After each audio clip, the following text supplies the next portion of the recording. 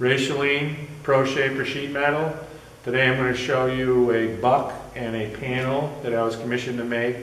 It's for a research submarine, and this is the buck that made this panel, and we're going to discuss the final fitting of the panel to the buck and some of the characteristics, positive characteristics of this style buck. All right, the company that commissioned me to make these submarine panels provided me with CAD drawings, full-scale drawings, from which I made this steel buck. I opted to make the steel buck because the steel buck has a lot of advantages over a traditional wood type buck. One of the advantages, pretty obvious, is all this space is open, which allows you to really have a good view of the work in progress. You can see how the panel is fitting on this buck. These panels are going to be aluminum. The buck is steel. Steel and aluminum don't mesh so well together, so I put a protective layer of duct tape on it, just stripped duct tape down to like little 1/4-inch widths, and then ran it down all my pieces of metal here, so I got a nice soft surface for the aluminum to mate against. The material here is hot rolled steel. It's 3/4 wide and 3/16 thick, and it was all bent cold. It's easily done in any kind of gap, 2 boards put together, a vise, just hammer in the gap and the stuff is going to bend. You have the anvil next to it. After it bends, it'll tend to twist on you. You just hammer it flat on that anvil, and you can get perfect, nice arcs, fit right to the drawings. And then it's a matter, the drawings gave me all the dimensions of where I needed to weld it together. It could be bolted together, it could be welded together. This one I opted to TIG weld together. It's pretty sturdy. The 3/16 by 3/4 is the ideal material for this. It does take a little bit of time to do it. It's a beautiful sculpture. I think it takes a lot of time to do a wood one too. This is super adjustable. The wood is not as adjustable. And another great feature of this is the ability to clamp to it. You have to clamp your panel down to actually have the buck do its job. And we're going to be showing you a little bit of that in a second. Here's the aluminum panel I made. It's at about 98% of where it needs to be. As you can see, it's pretty nice. It's 3003 aluminum, 60 thousandths thick. And in order to make a panel like this, you have to do a lot of shrinking to maintain the thickness and strength of the panel. So this edge has been all shrunk, and the shrinks have all disappeared pretty much. You got a nice, super smooth surface, but it's not at 100%, and I want to get it perfect.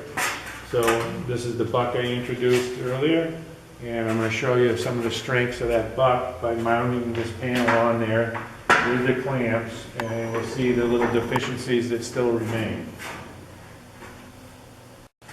I put the last clamp on here. I've got quite a few clamps. That will show you any problem areas left in the panel to be done. Like I said, it wasn't 100%, so there are a few problem areas. And if you look inside here, the panel is fitting really good, except for this spot right here. This spot here, there's still about 5/16 of an inch of gap, and it'll go down, but when I push down here, it goes up there, which means there's too much metal here.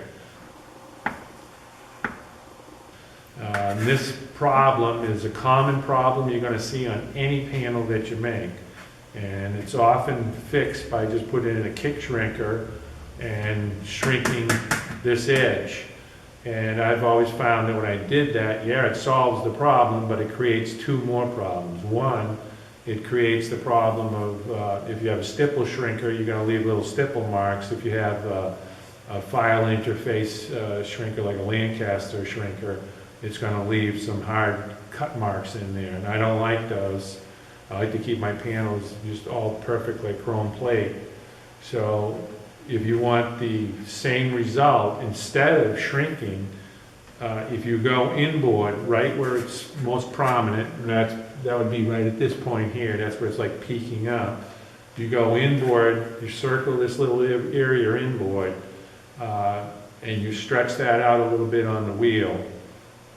That will bring this panel down, the exact same result as if you had shrunk it without making all those little defect marks. And we'll do a little close-up here, and we can see what this deficiency on the edge is causing. It's causing this rib to be stressed. And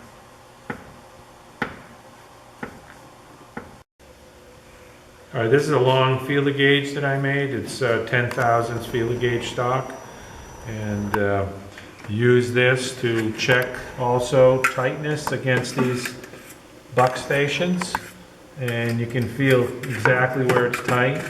And I'm showing you where this looseness was on the edge, and sure enough, right where I was pointing before, there's the tightness there, and it also continues back to the next station right there.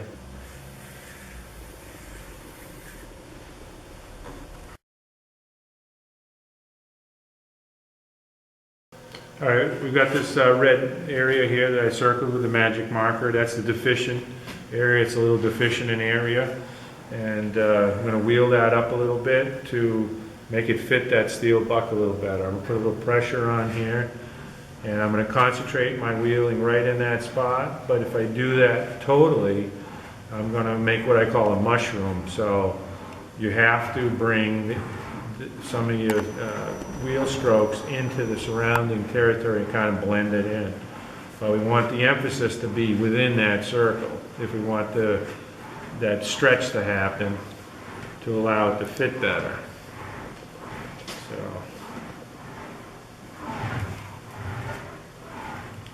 work that in that area and blend it in.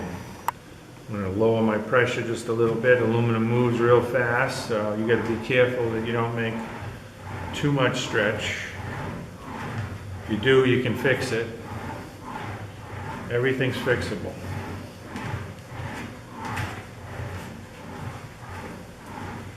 A little unevenness right over here. I'm going to kind of fix that too. I can see it.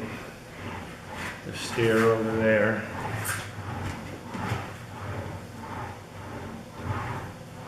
I'm going to pause for a second. I'm going to feel this with my hand. Feeling pretty good. So I'm just going to give it a little extra. It was actually running a little bit into this other station. So I'm going to come in a little deeper here. Get a little more stretch going into here. And literally this is only moving the metal probably like 20, 30 thousandths of an inch. It's really close. You always strive for perfection of your panel. It'll reflect the light better. It will just present better.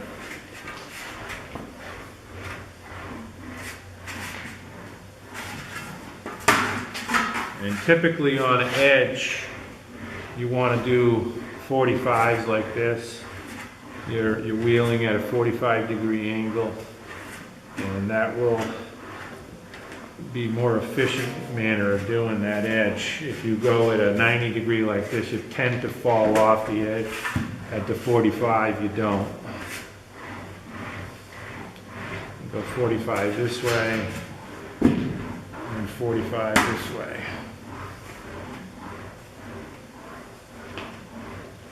I'm staying right off the edge. The edge has already got too much metal there, so come up to the edge, but not right on the edge. Blending this all together.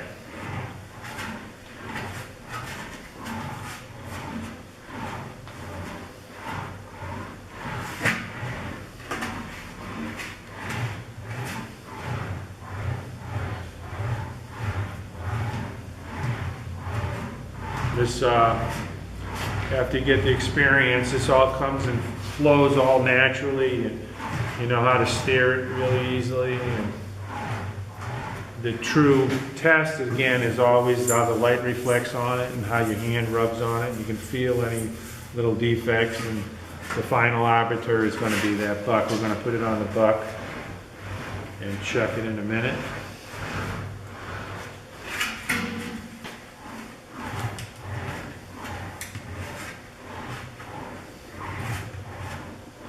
I'm going to lower the pressure a little bit.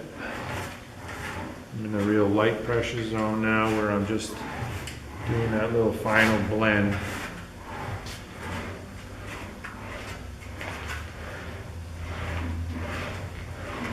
And the object here first is to achieve closest I can to perfection for fit on the buck.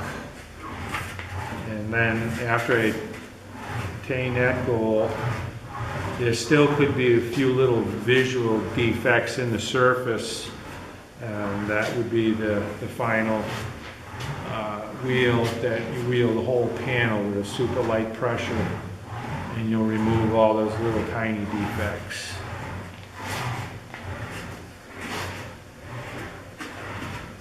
So I think that might do it. So next we're going to put this on the buck. Okay, we've got the panel all clamped up here again, and you can see that the panel is fitting right nice and tight to the buck. By doing that little internal stretch, the panel settled right down. And whether you're doing a critical submarine panel like this, or a panel for your classic car, instead of trying to solve this problem by using a shrinker on the edge, try working inboard just a little bit by a little bit of stretch, and you're going to see that you're going to get the exact same result with all that, without all that residue that you'd get from the shrinker, the imperfection marks.